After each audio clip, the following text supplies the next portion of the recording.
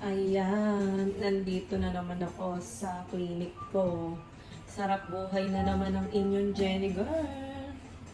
Nagpa-massage lang naman ako. Massage chair. Siyempre, walang pasok. Pamper time tayo today.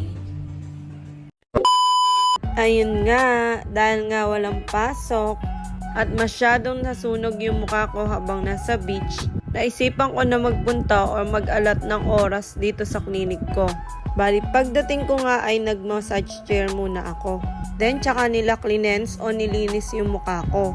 Dahil isasalang daw nila ako ngayon dun sa machine.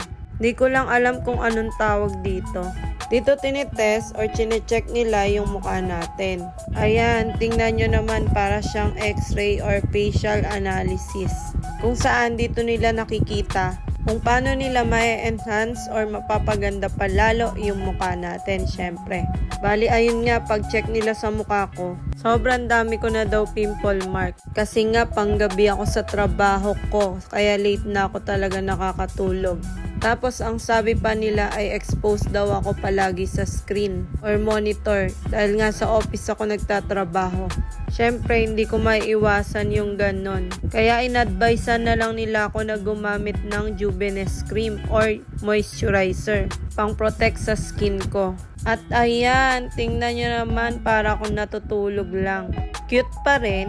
Sana all. Napansin nga nila na parang hindi ko naalagaan yung face ko. Kaya naman inadvisean nila ako na wag muna akong kumain ng itlog, manok, isda o yung mga malalansa na pagkain.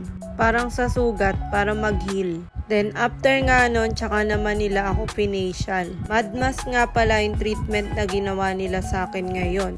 This is for detoxifying, draws out oiliness, remove dark spots, close the open pores, and for hyperpigmentation. In short, aayusin ito yung mukha ko o papagandahin ako. O diba, bongga? Sana all. Reward ko na din talaga to sa sarili ko. Syempre, sabi nga nila, love yourself. Pero ayun nga, isa talaga to sa mga pangarap ko dati pa.